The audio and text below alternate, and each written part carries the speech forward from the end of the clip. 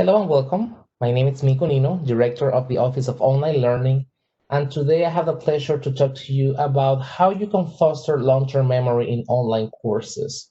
This is one of my favorite presentations because without getting too technical or too scientific, not into neuroscience too much, still we're going to understand why there are choices that we make in courses and why we build courses in online environments the way we do based on research and what we know about the brain and human cognition. So, as I said, it's very important to understand that when you are developing a course, especially online, and you want to use technology to enhance it, or you're preparing a lesson, it's always important to remember how people learn. All the choices that you make as an instructor, as a professor, as a trainer, should be guided on principles based on research on the brain, on neuroscience, learning science, instructional design, and that's exactly how you achieve a good learning experience for your students. One thing that I really want to mention here is that when something fails or something works out in your course, it's not necessarily because of you as an instructor failing or not doing a good job. Sometimes what happens is that we don't fully understand the ability that human beings have to learn how to use the brain, how the brain works, and being realistic about how much information can be stored in the brain. It's really important to know that because then you use other techniques to help yourself and your students be able to transfer knowledge into their long-term memory. We have a short-term memory, which can be a couple of seconds, couple of minutes, in which, for instance, if you give me an information, I can store it there and use it right away, but that will fade away. That's not going to stay there. True learning happens when you are able to move that information from your working memory, short-term memory, to the long-term memory. Long-term memory gives human beings the ability to remember something for days, for months, and sometimes for years, depending on how well they learn. So it's very important that you understand that not everything that you share with your students, for obvious reasons, is going to make it all the way to long-term memory. So things that you consider that they have to go there, it's something that you can use with the techniques that I'm going to be showing you today. Keep in mind also that when you are giving a lecture or when you are providing information for your students, 1 hour after you're done or so, 50% of that information, it's not going to be anymore in that brain. They're not going to be able to remember. That's just how research is telling us the story. It's a little sad and in a way discouraging, but we have to be realistic about it. About the next day after your lecture or your instructional experience, only 30% is going to stay. And that's if they were paying undivided attention to the content. And you can expect that after a week or so, 25 or 20% or so is just going to be there. So that's just the way human nature works, the brain. And that's why it's really important that we're very selective with the information and we use techniques to make sure it stays longer and it goes to the long-term memory. In this presentation, I get more practical, so I don't want to get too much into the science of the brain, but just to give you an idea for those of you who are not familiar, I'm sure many of you are, what actually makes learning happens, and there's some debate around this, but there is research demonstrating that it's the case, is basically the synapses, which is those connections between the neurons in the brain. So the instructional experiences that you create, the way you teach, they have to basically fire and create opportunities for these connections, for these synapses to actually work and for the neurons to connect. That's basically what makes learning happen. And in this presentation, the strategies and the techniques that I'm going to be sharing with you are to make that connection between the neurons happen and hopefully for learning to cure. That's why this is a little cartoon, a little joke about either you fire your synapses or I fire you. Obviously, this person is not focused. When you create these experiences, you're going to make those synapses, those neurons, those connections between the neurons fires, and then make learning happen. So today, I want you to apply these techniques to foster long-term memory in these online courses specifically. So let's get started right away. So the first thing that you can do to make sure that learning moves and stays in the brain is to repeat. Repetition is the mother of all learning. I know it sounds like a cliche, that's why I put that picture there, but it's true. So one strategy that you can use to repeat and to foster this repetition is when you're building a course, you can have a section to connect to previous knowledge. This is something that Gagne promotes in the framework that he has for the sequence of learning events, but it's actually based on research. And I had one time I took a class, and this is talking me as a student, and I had a faculty member who did this. He was always making connections from something that I already learned. Or in other instances, he will repeat something that happened many, many weeks ago, but that he found that it was relevant for me to always keep in mind. So a good strategy is that you can have a section in each module or in your activities to connect to previous knowledge. And it's okay in many instances, especially with this, there is a relationship there, to bring something from the past. Something that another instructor did, and actually it was in a learning and cognition class, and I found this really interesting, but I found that it was really helpful. Every time that we had a quiz, and we have a quiz every week, 20 questions were about the current topic that we were dealing with that week. And 5 questions was about something from the past. You didn't know what it was. You didn't know exactly from what chapter he was going to pull those questions from, but it kept all of us always reviewing, checking notes, and also thinking about connections from the past with the current topic. So this is something that you can do. And it doesn't have to be necessarily in every exam that you have, but you should offer opportunities for your students to practice and to check the understanding of content that they had in previous weeks. That's a very effective way for learning to travel all the way and stay in the long-term memory.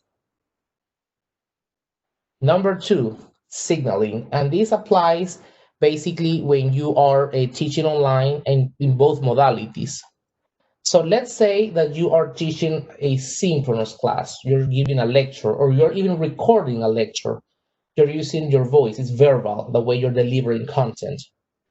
You can use your voice and you can prepare the learner. And you don't overdo this, but you can say things like, pay attention to these portions because it's really important. The one thing that I really say a lot is, if there's one thing that you should take away from this, it's the following. And then you prepare the brain to receive that information. Very effective, and I'm sure you have heard that before, it's telling people this will be on the exam. I think that probably that's the most effective one. When you tell people this will be on the exam, obviously, for obvious reasons, people tend to pay extra attention, and that's something that you can use. However, you don't have to be that obvious. Sometimes people don't want to be that obvious, and you can change the tone in your voice. You can change the emotion. The way sometimes you're more dramatic when you narrate something or when you share something. The way maybe you're more enthusiastic when you're trying to say something or convey a point or persuade someone. Your voice have the ability to make people be more receptive of information and pay extra attention, to fire those synapses, as I mentioned before. And your intonation, the way your voice, you can raise your voice, you can lower your voice. Your voice is the most powerful instrument that you have sometimes when you're delivering content to make sure that learning actually happens. Keep in mind that, as I said, not everything is going to stay in that working memory, in the brain for that matter. Not everything is going to travel to the long-term memory. So you have to use your voice and everything that you have to prepare the learner. And that's something that I encourage you to always pay attention to. That same happens when you are using documents. Sometimes you can bold to prepare the learner to gain that attention there. Please don't capitalize, because in the online world, when you capitalize, that's screaming, that's shutting out, and it makes it hard to read. Some people use the capital letters to draw their attention, but it's kind of counterproductive based on research and from feedback that you get from people and from the etiquette perspective. You can also circle. That's a good technique also to signal, to be able to tell people this is important and to prepare the brain for that kind of information. You can also use arrows when you're giving instructions, and you can also highlight the document. Something very important, when you are signaling, you don't have to overdo it. Because if you signal everything and everything you think it's important, and everything is circled, everything is highlighted, everything is in bold, it loses its effect. It's like when you celebrate your birthday every day. Imagine celebrating your birthday every day. It's not interesting, it stops being funny. What makes it special is that it's once a year. So the same thing happens with signaling. You have to use it for very important occasions. And I know that can be a tough call, because when you are delivering content, we feel that everything is important. And I'm sure everything is important, but you have to make critical calls on deciding what really have to be signaled. Number 3, avoid interference. From the cognitivist neuroscience point of view, interference is when information, either new information or old information, there are two types of interference, they get in the way of learning. So for instance, if you ask me, what did you wear last Monday? Because there have been so many Mondays in my life and so many days in the week, and I have worn clothes, many every day. It's really hard for me to remember exactly, because there's interference. There are other learning similar events, similar to the one that you're asking me about, that get on the way. So you have to build mental models and try to build mental models in your courses that allow learners to really distinguish the difference between them. And that's why it makes the case to use a variety of instructional methods. If I'm used to my instructor to always lecture, it's really hard for me to remember, okay, which lecture was that? But if you use one week a lecture, but the other week you showed me a video, the other week I just saw a poster, the other day, it was a panel with my classmates, you are helping me get knowledge from different methods, and you make a distinction. The similarity in instructional method is not going to create an interference, because that variety is going to build independent models for the information that you want me to get. Another technique to avoid interference is when you use different examples and types of example for similar concepts. For instance, if I want to talk about the difference between teaching and training, I can write to you the definition of teaching, and I can write to you the different types of teaching and what it's really teaching, many examples of teaching. But then, if I really want you to have a clear distinction between teaching and training, the difference is that you focus on a skill, I can use pictures to illustrate examples of training using that. Or I can use a short video. And I'm going to tell you exactly why this happens this way. Let's say that I want to illustrate to you the difference between teaching and training with two pictures. And I say, okay, this is a picture of somebody teaching, this is a picture of somebody training. Whenever I ask you, what's the main difference between teaching and training, the first thing that you are going to do is think about those two pictures.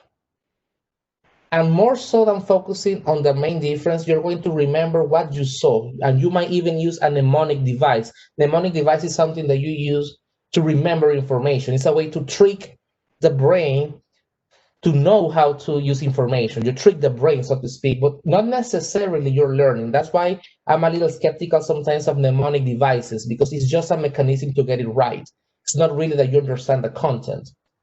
So if I really struggle, because it's two pictures and I have to remember exactly why I saw in one picture versus in the other, more so than really understanding the difference between training and teaching.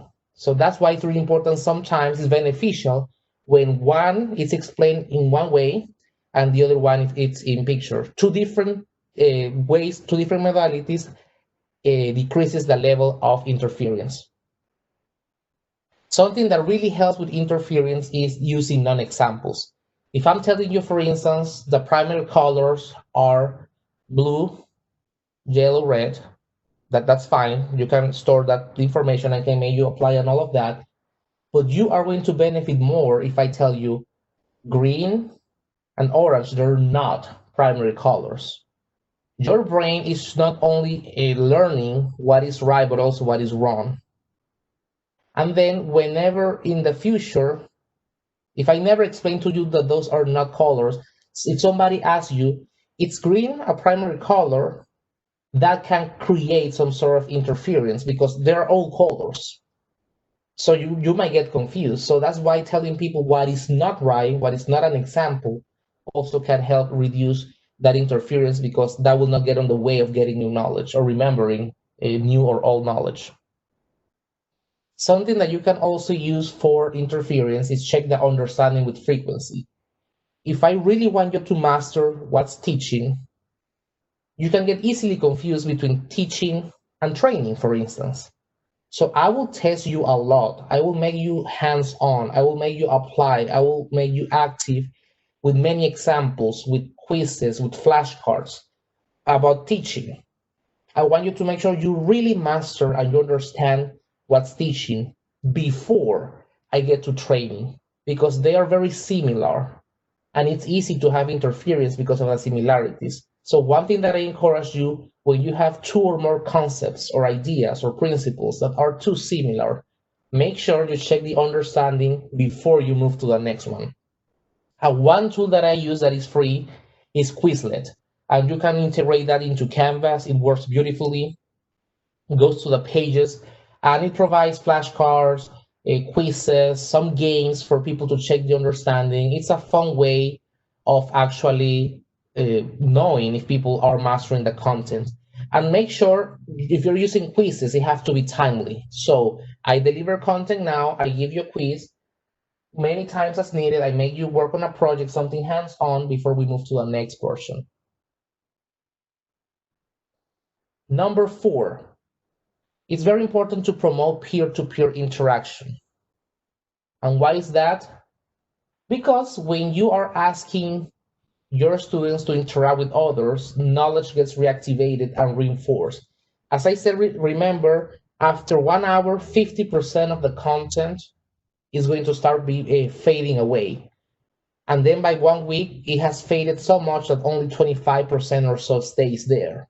However, when you have these peer-to-peer interactions, knowledge that is starting to fade away, it gets reactivated and reinforced. So it's not only about developing a sense of community or about building community. Of course, that's a very good value for online instruction. But what really happens is that the neurons, the brain, start reactivating that knowledge and avoids that it continues to fade away.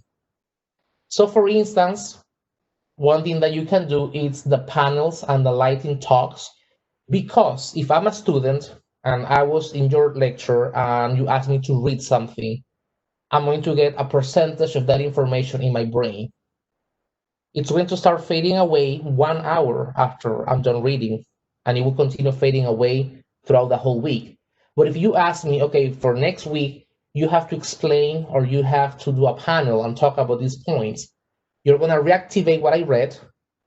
And that practice, that reactivation, that reinforcement is going to make sure the content stays in the long-term memory, just because I was hands-on with that. The same thing happens with demonstrations. If you ask me to follow instructions, to read a manual, to know how to use a software, to code, to do something, it will really help me if you ask me to show to you a demonstration, if you ask me to record and put on Flipgrid or somewhere a demonstration about me doing that, because that will avoid knowledge from fading away even more. One technique that I think can be really useful for you is that you assign one student or so per week to manage a Q&A portion of your course. It can be the discussion board or the frequently asked questions, whatever mechanism you have.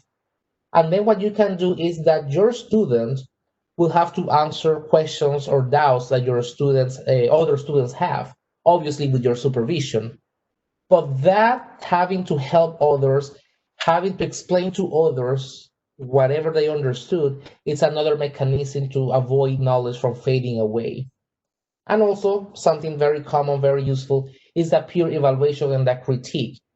In order to give a good critique, and you have to guide them through a rubric, in order to be able to give a good peer evaluation, they have to not only know the content and the topic, but also interpret that and know if your students, the other peers, are doing the right thing.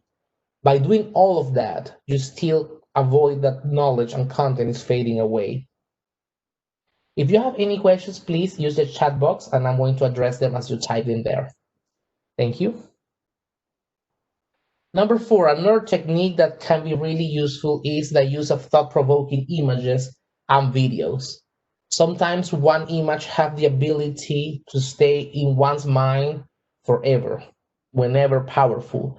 So if you're making a case or you are sharing an idea or you are trying to explain a principle, sometimes linking that to a really powerful image can change the learning experience. And every single time they think about that image, they are going to be thinking about that principle, about that idea, about that theory.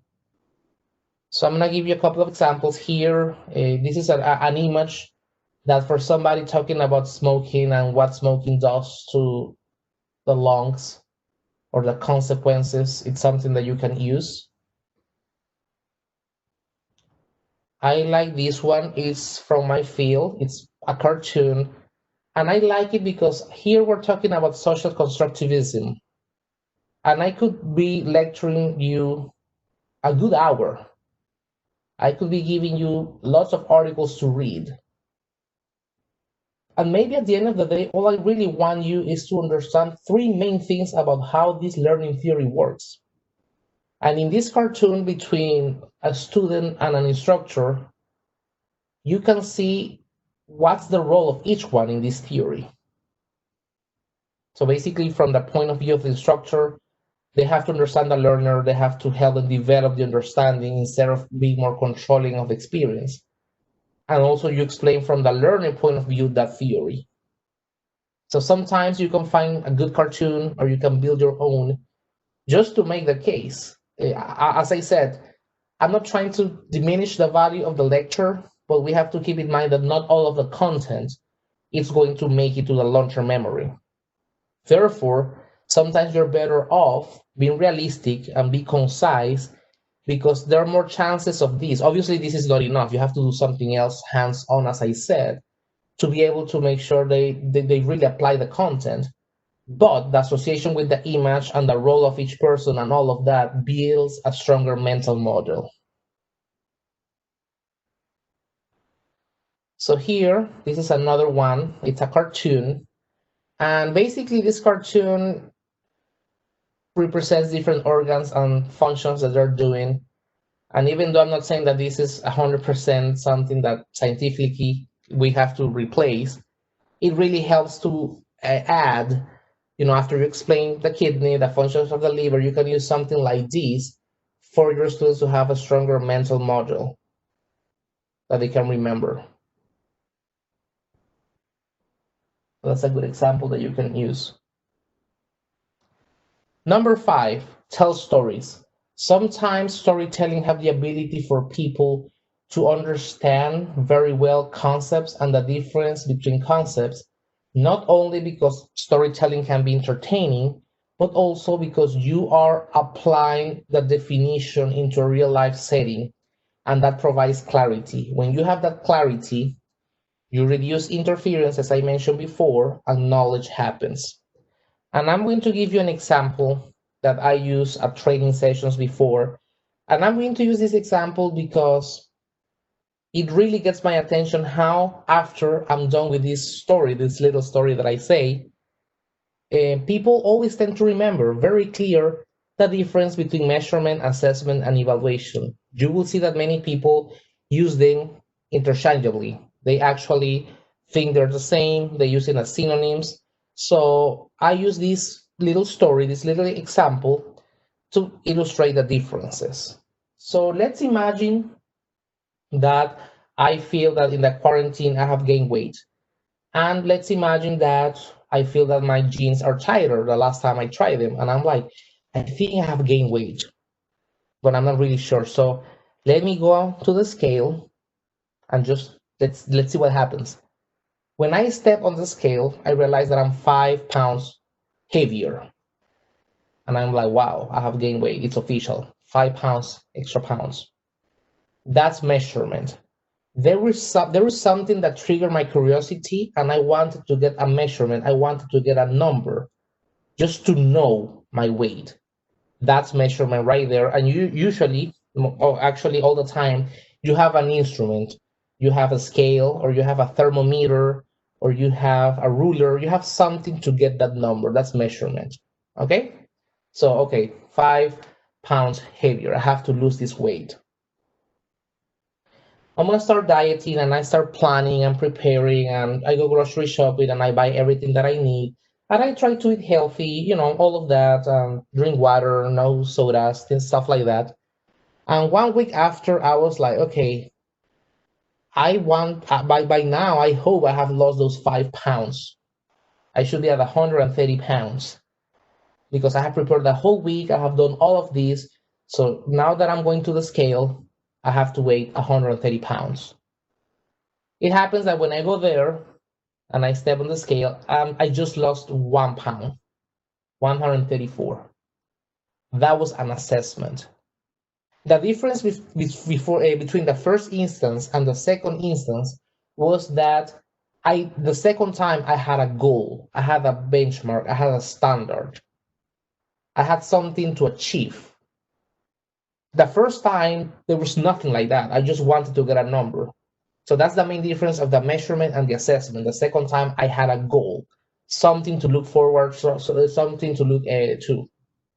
Okay, so my journey continues, and I'm like, oh my god, I really have to lose 4 pounds. So the next week, I decided, I'm gonna keep a journal. I'm gonna add, all the pounds that I have, every week. I'm gonna keep a history. I'm gonna try to put the things that I have eating and all of that. 1 week I realized I'm back to 135. The other week I realized I'm 136. The other one I was 133, and the following 135 again. And after several weeks, I decide to go to the scale, and I realized that I'm at 135. I was like, this cannot be. So I go to my journal and I look at all my weights every week at everything that I did, and I say, something, I'm just gonna live with this. Obviously, I gain, I lose, but I'm always back to 135. Maybe it's age, maybe it's genetics. That's the way it is. I cannot diet. Looking at this journal, I cannot really diet. I'm horrible at this. I love to eat too much and something's going on. So I'm just gonna accept it, embrace it. I'm gonna buy new clothes. That's it. That's an evaluation. I look at the history of events. I look at things that happen throughout time, at patterns, at behaviors, and I made a judgment based on that. My judgment was that I cannot diet, not even to save my life, and that's life. I have to embrace it. So that's the difference between measurement, I just wanted to get a number, assessment, I had a goal, and evaluation, I made a judgment based on the history of events. So an example like this, I'm sure, and I can guarantee you, if I ask you, you're going to go back to this example, those of you who didn't know the difference, and you're going to think about what I said to have a clear distinction between those. So think about things in your courses, in your field, that creates that confusion, that creates that interference, and create a story, create a scenario. It's not that easy sometimes because you have to really find a way to find a distinction between those. But once you do, you're going to ensure your learners are able to fully understand not only the characteristics of each, but also the differences. They have to be able to compare and contrast. Number 6, concept maps. And I know many of you have used them, but the reason why I'm really a big fan of them is because basically concept maps in a way explain how the brain works. We get information and the brain starts associating that information, that knowledge. The way I build knowledge is basically, I get information and I'm going to associate that and I'm going to cluster that with something similar, something that makes sense. That's why the connection to previous knowledge is really important. You don't necessarily have to deliver all your content using concept maps, but you can also, that's one thing that you can do, but you can also ask your students to actually create concept maps. Very important. When they create those concept maps, they are actually getting hands-on and they are building in a visual way those connections between knowledge. A misconception is what a concept map looks like. Sometimes people believe that is just putting similar concepts in one area and then the other two are similar in another area. That's clustering and that works and that's completely fine. But a concept map actually establishes relationships, and you have the concepts and you have those propositions. The propositions, which is the text between the concepts and the arrows, is really important. So sometimes when you want to explain a process or you want to create the difference between two processes or a correlationship or a system, the concept map is really important. One activity that is really fun is to ask your students, and this is really easy to grade, that's why it's a really good suggestion, is for your students after the lesson to create a concept map of certain propositions, certain relationships that you really want them to master. As I said, I encourage faculty members to do something with the content right after that lecture. I'm going to repeat it one more time. Remember that after the lecture is over, 1 week after, we're lucky if the brain retains 25% or so. If you want to increase the percentage, if you want to stop the fading of the memory, you have to put your students to do things. And that's basically all the techniques that I have been explaining so far. All of these are going to help them to retain and to make sure the content stays in the long-term memory. So some technologies that you can use for these concept maps that your students can use is the Google Slides and the Microsoft PowerPoint. Nowadays, PowerPoint has a collaborative tool, so all of them can collaborate in one document. But I have also used Google, which is free, it's collaborative, and your students can use this for concept maps, and they can share it with you. So they don't have to necessarily post it on Canvas. I mean, they can do that if they want to. They don't have to email you. They can just share the link, and you can go through all the accounts and see the concept maps that they have built, and also you can provide feedback there as well. So all of them are free, supported by UNCP except Google. But again, that one is free, so I suggest that you use them. So there are many other techniques, but I'm going to stop here at number 6. And I want to open this for some questions, comments, things that you have used, something that, it's not very clear, anything that you want to share.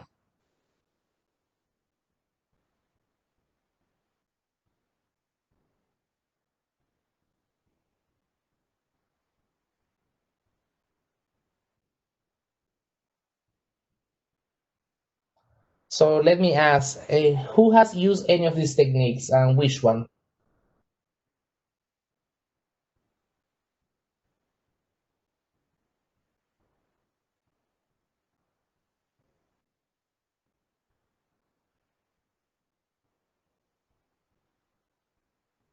Anyone? I have not used, this is Kay from Education. How are you? I've used several of the techniques, but what I wanted to say was that I had not really thought about having the students manage the Q&A or the discussion board in a module. And I think that that's a really good idea, and I think I want to use that one. Yeah, I think that's a really good point. When you give the responsibility of somehow become an expert, the student needs to have a higher level of preparation and answering the questions, thinking about the problems, having to clarify for others, make sure that information doesn't fade away and provides an opportunity for that to increase retention. Good. I'm glad to hear that you are going to implement that one.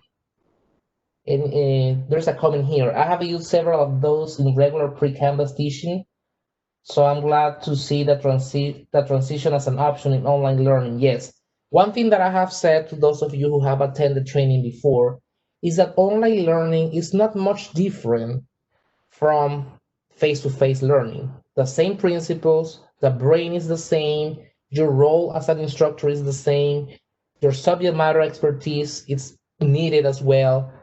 The only thing that happens is that we're using a different medium to deliver this content. That technology facilitates and allows the process to happen. But what you're doing in your face-to-face classroom, those good strategies and techniques, they have to come over to the online environment.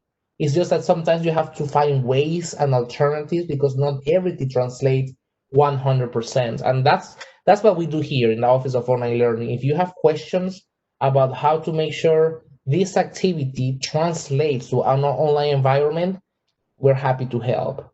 But yes, many of these things also, many of you are here for online learning. But as you can see, many of these things you can take also for your face-to-face classrooms. Anyone else?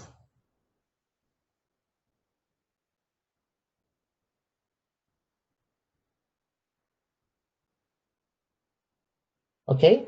Well, if you have any questions, you know where to find me. I'm just one email away. Thank you for joining. I'm going to be asking faculty members in a couple of weeks some ideas for some sessions because this session goes more into the scientific area about the brain, but I know that's not something that really has practicality when you are teaching. So basically, if there's interest in expanding the conversation about the brain and that neuroscience behind learning, we're happy to do that for you. Thank you so much for your time. I appreciate it. My name is Miko Nino again. And if you have any questions about this or you want to incorporate these techniques, just send me an email and we start the conversation. Thank you and have a great day.